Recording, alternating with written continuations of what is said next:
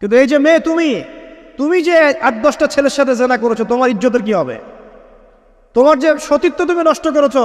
তুমি তো বিয়ের পর কোনো ঘরে গেলে সে হাজবেন্ডও বুঝতে পারবে তুমি আর সতী সাথী নও। তখন তোমার কি হবে? আর এটা যে এত ভয়াবহ মহামারী আকার ধারণ করেছে না, যে অনেক ক্ষেত্রে দেখা যায় স্বামী অফিসে যাওয়ার সাথে সাথেই বয়ফ্রেন্ড বাসায় হাজির। এই যে বাক্সে বাক্সে বন্দি জীবন বললাম, বাক্সে বাক্সে বন্দি ফ্ল্যাটের ভিতরে তো ঢুকলে আর বোঝা যায় না ভিতরে কি হচ্ছে। কত ফ্ল্যাটে যে জেনা হয় এখন এই শহরে, আল্লাহ ভালো জানেন। এই ফ্ল্যাটের প্রত্যেকটা ইঞ্চি ইঞ্চি মাটি আল্লাহর কাছে সাক্ষী দিবে। যেখানে যে মাটিতে বসে অবিবাহিত যুবক যুবতী জেনা করেছে আর বিবাহিত যুবক যুবতীরা এবং এই স্বামী স্ত্রীরা জেনা করেছে, এর ইঞ্চি ইঞ্চি মাটি আল্লাহর কাছে কথা বলবে। এর ইঞ্চি ইঞ্চি মাটি আল্লাহর সামনে কথা বলবে। ইয়াউমাইযিন তুহাদ্দিসু আখবারাহা, সেদিন তুহাদ্দিসু আখবারাহা, জমিন তার খবর বলবে আল্লাহর কাছে। জমিনের কোথায় কোন পাপ হয়েছে সব বলে দিবে। এই জমিনে এখানে দাঁড়িয়ে জেনা করেছে, ওইখানে দাঁড়িয়ে মদ খেয়েছে, ওইখানে কাউকে খুন করেছে, জমিন বলে দিবে। একটা কথা এখানে মাঝখানে বলে দেই, যারা অবিবাহিত যুবক যুবতী আছো, এই লেকচার তোমরা যারা শুনছো, তোমাদের মধ্যে কেউ যদি জেনা করে থাকো, অবিবাহিতর কথা বলছি, তোমাদের কাঁধের মধ্যে এখন 100 বেত্রাঘাতের শাস্তি ঝুলে আছে।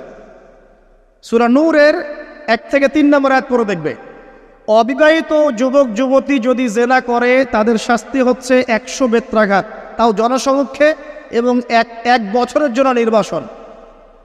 এই বিধানগুলো যদি পৃথিবীর কোনো দেশেও না থাকে, আসমানে আছে। মরার সাথে সাথেই এই বিধান কার্যকর হবে ইনশাআল্লাহ। বাঁচার মধ্যে কি একটাই উপায় আছে। এই লেকচার কানে চলে গেছে, অনতিবিলম্বে অজু করবে। অজু করে খালেসভাবে রাতের শেষ রাতে জায়নামাজ বিছাবে। জায়নামাজ বিছিয়ে আল্লাহর সামনে দাঁড়িয়ে 2 রাকাত নামাজ পড়বে। পড়ে নিজের পাপের কথা স্মরণ করে চোখ দিয়ে দরদর করে পানি ফেলে দিবে। আল্লাহকে সেজদায় গিয়ে বলবে, আল্লাহ আমি জেনা করেছি, আমাকে মাফ করে দাও। আমার এই পাপের কথা কেউ জানে না, তুমি জানো, মাফ করে দাও। এই মাফ নেওয়ার পরে আবার ওই যার সাথে করেছেন ওর সাথে আবার লিঙ্ক আপ করার চেষ্টা করেন না। আসো আমরা জেনা করেছিলাম, আসো বিয়ে করে নেই, এটা সলিউশন না। জেনা করেছেন, আগে তওবা করে ফিরে আসতে হবে, তারপরে পুরো জীবন ইসলামিক লাইফ লিড করতে হবে। আল্লাহ যদি দেখেন যে হ্যাঁ আপনি ঠিকঠাক তওবা করে আল্লাহর পথে চলছেন, আল্লাহ তখন আপনাকে নেককার স্ত্রী দিবে ইনশাআল্লাহ। এই এই এই একমাত্র রাস্তা যুবকদের জন্য এবং যুবতীদের জন্যও। যুবকরা না হলে পার পেয়ে যেতে পারে, কারণ একটা কথা সমাজে প্রচলিত আছে না, যে ছেলে মানুষের ইজ্জত তো সহজে যায় না, গোপন হয়ে গেছে, কেউ জানে না, আল্লাহ মাফ করে দিয়েছেন, সে হয়তো পার পেয়ে গেল। কিন্তু এই যে মেয়ে, তুমি যে 8-10টা ছেলের সাথে জেনা করেছো, তোমার ইজ্জতের কি হবে? তোমার যে সতীত্ব তুমি নষ্ট করেছো। তুমি তো বিয়ের পর কোনো ঘরে গেলে সে হাজবেন্ডও বুঝতে পারবে তুমি আর সতী সাথী নও। তখন তোমার কি হবে? বিবাহিত যারা আছে, এই যে দেবর আর ভাবি, এই যে শালি আর দুলা ভাই, মধুর সম্পর্ক না এগুলা? দাঁড়াও, এগুলো মধুর সম্পর্ক। দেখা যায় সুবহানাল্লাহ, এই যে আমার এখানে ফোন আছে না, আমাদের অফিসিয়াল পেজ আছে, অফিসিয়াল পেজে যত প্রশ্ন আসে দেখি ম্যাক্সিমাম জেনা কেন্দ্রিক, ব্যভিচার কেন্দ্রিক, পরকীয়া কেন্দ্রিক। একজন প্রশ্ন করেছে যে দোলা ভাইয়ের চরিত্র এত খারাপ ছিল, আর ওই মেয়ের বয়স তখন কম ছিল, 13 বছর বয়স। 13 বছর বয়সের মেয়ের দিকে সে চোখ দিয়েছে। যাকে বিয়ে করেছে তার সাথে তো সম্পর্ক আছেই, যাকে বিয়ে করেছে ওর সাথে তো সম্পর্ক আছেই।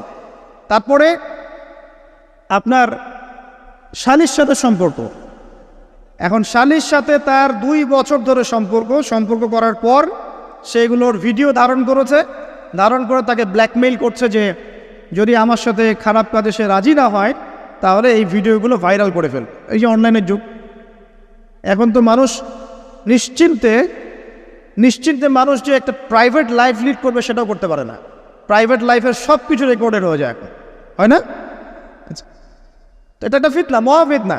এখন সে রেকর্ড করেছে, এইভাবে ব্ল্যাকমেইল করে এই শালীর সতীত্ব নষ্ট করলো। 1 বছর 2 বছর না, 3 বছর ধরে। এখন এই মেয়ে প্রশ্ন করছে পেজের মধ্যে যে এখন তার মানসিক অবস্থা এতই খারাপ, সে জিজ্ঞাসা করছে আমি যদি আত্মহত্যা করি তাহলে আমার পাপ হবে কিনা। এই মেয়েটা যদি আপনার বোন হতো কি করতে না, আল্লাহ না করুক, এই মেয়ে যদি কারো মেয়ে হতো তাহলে কি করতেন আপনি? আপনার কাছের কেউ হলে আপনি কি করতেন? এখানে ওই শাস্তিটা না বলে সামনে যেতে পারছি না। শোনেন, যারা বিবাহিত ব্যক্তি হওয়ার পরেও পরকীয়া করেছেন, বিবাহ করার পরেও পরকীয়ার পাপে লিপ্ত ছিলেন বা এখনও আছেন, জেনে হোক না জেনে হোক করেছেন, অথবা এটা জেনে করেছেন যেটা একটা খারাপ কাজ তারপরেও করেছেন, রাসূলুল্লাহ সাল্লাল্লাহু আলাইহি ওয়াসাল্লামের হাদিস এবং আল্লাহ পাকের কালাম অনুযায়ী তাদের শাস্তি হচ্ছে কোমর পর্যন্ত মাটিতে পুঁতে ফেলে পাথর নিক্ষেপ করে রজম করে হত্যা করা। ইসলামিক যদি কোনো রাষ্ট্র থাকতো বা এটা যদি হতো, বা এটা যদি ইমামুল মাহদির যুগ হতো বা ওমর রাদিয়াল্লাহু আনহুর যুগ হতো, তাহলে এই শাস্তির বাইরে আপনি চলতে পারতেন না যদি এটা প্রমাণ হতো।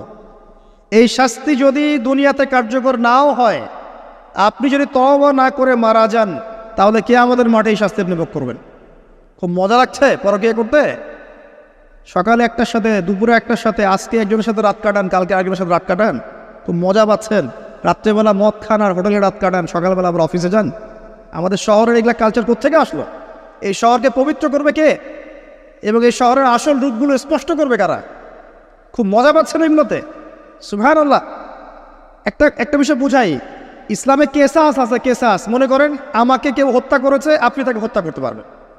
মনে করেন আপনি কাউকে হত্যা করেছেন, ঠিক আমাদের লজের মতো কেউ যদি কাউকে হত্যা করে তাকে ফাঁসি দেওয়া হয় না, এরকমই কেউ যদি কাউকে হত্যা করে, ইসলামের বিধান কেসাস করা, মানে হাতের বদলে হাত, চোখের বদলে চোখ, কানের বদলে কান, নাকের বদলে নাক, জানের বদলে জান, যদি প্রমাণ হয়। কিন্তু এখানেও হত্যাকারীর বাঁচার সুযোগ আছে। কীরকম? মনে করেন আপনি আমার পরিবারের কাউকে হত্যা করেছেন, আল্লাহ না করুক। এখন আপনি এসে আমাকে ক্ষমা চাচ্ছেন যে আমার ভুল হয়ে গেছে, আমি মুক্তিপণ, রক্তপণ দিব, আমাকে মাফ করে দেন। এখন আমাদের পরিবারকে আপনাকে বললো ঠিক আছে আপনাকে মাফ করে দিলাম, আপনার কেসাস করার দরকার নেই, আপনি রক্তপণ দিয়ে দেন, তাহলে আপনি বেঁচে থাকার সুযোগ পেলেন। কথা বুঝতে পারছেন? একটা হচ্ছে মুরতাদ। মনে করেন কেউ ইসলামের কিছু বিষয়কে অস্বীকার করেছে, তাকে জেলখানায় বন্দি করে রাখা হবে, সুযোগ দেওয়া হবে যে আপনি কি এগুলো জেনে শুনে বলেছেন নাকি এর উপর অটল থাকবেন না ফিরে আসবেন। সে যদি বলে না আমি তওবা করলাম, আমি এগুলো থেকে ফিরে আসলাম, ও বেঁচে থাকার অধিকার পেয়ে গেল। কিন্তু বিবাহিত ব্যক্তি যারা ব্যভিচার করেছে, বিবাহিত ছেলে বা মেয়ে ব্যভিচার করেছে, তওবা করে যদি ফিরেও আসে, রজমের শাস্তি থেকে বাঁচার কোনো সুযোগ নেই। আল্লাহর কাছে ক্ষমা চান, ইস্তেগফার করেন। জেনার ফলশ্রুতিতে সমাজে মহামারী নেমে আসে। জেনা, পরকীয়া, অশ্লীলতার কারণে সমাজে এমন সব রোগ ব্যাধির উদ্ভব হয় যেগুলো কখনো ছিল না।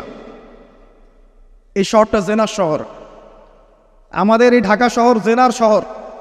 আপনাকে এটা বোঝার জন্য আমার লেকচার না শুনে আপনি পেপার পত্রিকা ঘাটেন, অনলাইন সার্চ করেন, দেখবেন এই শহরে আনাচে কানাচে জেনা হয় এবং ওপেন জেনা হয়, মানুষ জেনাকে হালাল মনে করে। এই শহরের যুবক যুবতী যারা একে অপরের সাথে বয়ফ্রেন্ড গার্লফ্রেন্ড কালচারে লিপ্ত আছে, এটাকে তারা হালাল মনে করে, কেউ হারামও মনে করে না। কত বড় সাহস দেখায়। আর রাস্তা দিয়ে আমরা হেঁটে গেলেও বয়ফ্রেন্ড গার্লফ্রেন্ড এসে আমাদেরকে সালাম দেয়, হুজুর আমাদের জন্য একটু দোয়া করেন। তো প্রত্যেকটা পার্কে পার্কে যাবেন, এই যে আপনাদের রেস্টুরেন্টগুলোতে যাবেন, দর্শনীয় যে স্পটগুলো সেখানে যাবেন, দেধার সে জেনা হচ্ছে, জেনা আর জেনা। আমি এই যুগের কথাই বলছি। নবী সাল্লাল্লাহু আলাইহি ওয়াসাল্লাম বলছেন, আমাদের নবী বলছেন, আমার উম্মতের একটা অংশ, সবাই না, আমার উম্মতের একটা অংশ অবশ্যই জেনাকে হালাল করে নেবে, অবশ্যই মদকে হালাল করে নেবে, মদ পান করবে কিন্তু মদের নাম অন্য দিবে, এবং তারা গান বাজনা বাদ্যযন্ত্র নর্তকীদেরকে হালাল মনে করে নিবে। নবী সাল্লাল্লাহু আলাইহি ওয়াসাল্লাম বলেছেন, যখন সমাজে এরকম পাপ বাড়ে তখন সমাজে এমন সব রোগ ব্যাধি আসে যা আগে কখনো ছিল না। এবং এদের ব্যাপারে নবীজি বলেছেন, একদিন সকালবেলা আল্লাহ পাক এদেরকে বানর এবং শুয়োর বানিয়ে দিবেন। কিয়ামতের আগে এই ঘটনাও ঘটবে, বিকৃত হবে। ভূমিধস, ভূমিকম্প, ভূমিধস এবং আকৃতির বিকৃতি, এগুলো আযাব আসবে আল্লাহর পক্ষ থেকে, এই জেনা, এই ব্যভিচার, এই পরকীয়া, নোংরামি, অশ্লীলতার কারণে। ঘরে ঘরে এগুলা বয়ফ্রেন্ড গার্লফ্রেন্ড কালচার। কেউ মনে করে না যে এগুলো হারাম, কেউ মনে করে না যে আমার এই যে সহপাঠী আমার গায়রে মাহরাম। এই গায়রে মাহরাম শব্দটাই নাই।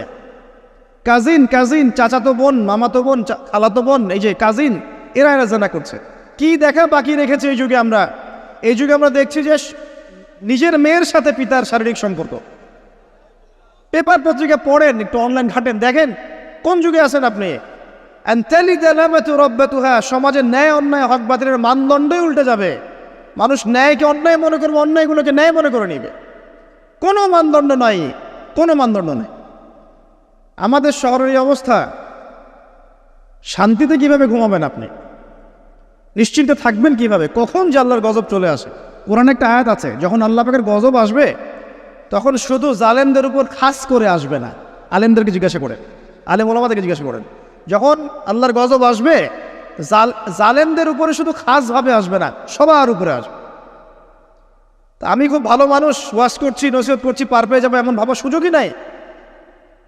আপনাকে আপনার সাধ্য মতো অন্যায়ের প্রতিবাদ করার চেষ্টা করতে হবে। লাতা'মুরুন্না বিল মা'রুফ, নবীজি বলছেন অবশ্যই তোমরা সৎ কাজের আদেশ করো। ওয়ালা তানহাউন্না আনিল মুনকার, অবশ্যই অসৎ কাজে নিষেধ করো। আও লা ইউশিকান্নাল্লাহু আন ইয়াবআসা আলাইকুম ইকাবাম মিন, অন্যথায় আমি আশঙ্কা করি তোমাদের উপরে আল্লাহর পক্ষ থেকে বিশাল গজব আসবে। সুম্মা তাদউনাহু, এরপর তোমরা সবাই আল্লাহর কাছে দোয়া করবে, আল্লাহ গজব সরিয়ে দাও, সরিয়ে দাও। লা ইউস্তাজাবু দুআকুম, তোমাদের দোয়া কবুল করা হবে না। নবী সাল্লাল্লাহু আলাইহি ওয়াসাল্লাম বলছে, মান রাআ মিনকুম মুনকারান, তোমাদের মধ্যে যে কেউ হুএভার হি ইজ, যে কেউ যদি কোনো মুনকার, নোংরা গর্হিত কোনো কাজ দেখে, তাহলে যেন ফাল ইউগাইয়ির বিয়াদিহি, তার সামর্থ্য থাকলে হাত দিয়ে যেন ঠেকায়। সামর্থ্য থাকলে হাত দিয়ে যেন ঠেকায়। যাদেরকে আল্লাহ পাক হাত দিয়ে ঠেকানোর ক্ষমতা দিয়েছেন তাদেরকে আল্লাহ পাক জিজ্ঞাসাবাদ করবেন, কেন ঠেকালে না তুমি? জেনার লাইসেন্স দিলে কেন? মদের লাইসেন্স দিচ্ছে কেন? ঠেকালে না কেন তুমি? অন্যায় কাজকে ঠেকালে না কেন? যদি তুমি না পারো, ওয়াইল্লাম ইয়াস্তাতি, যদি সে না পারে, তাহলে ফাল ইউগাইয়ির বিলিসানি, তাহলে যেন মুখ দিয়ে সেটা প্রতিবাদ করে। এই যে মুখ দিয়ে প্রতিবাদ করার ক্ষমতা আলেম ওলামার আছে, যাদের হাতের ক্ষমতা নেই, মুখের ক্ষমতা আছে। সেটাও যদি না পারো, ওয়াইল্লাম ইয়াস্তাতি, সেটাতেও যদি সে সক্ষম না হয়, ফাবিকলবি, তাহলে যেন অন্তর দিয়ে ঘৃণাটা পর্যন্ত করে। ওয়াবিযালিকা আদআফুল ঈমান, এটা হচ্ছে ঈমানের সবচেয়ে নিকৃষ্ট একটা অবস্থা, সর্বনিম্ন অবস্থা। এর নিচে ঈমানের কোনো অবস্থাই নাই। তার মানে অন্যায় দেখে আমাদের যাদের মনে কোনো ফিলিংসই কাজ করছে না, তার মানে আমাদের ঈমান নাই আসলে। সহজ কথা, ঈমানের সেই তেজ নাই আমাদের মধ্যে। আসুন, একটা ব্যাখ্যা এটাও হতে পারে সমাজে ন্যায় অন্যায় হক বাতিলের মানদণ্ড উল্টে যাবে। একটা জায়গায় যাচ্ছি, তার আগে একটা কথা বলতে ভুলে গিয়েছিলাম। এখন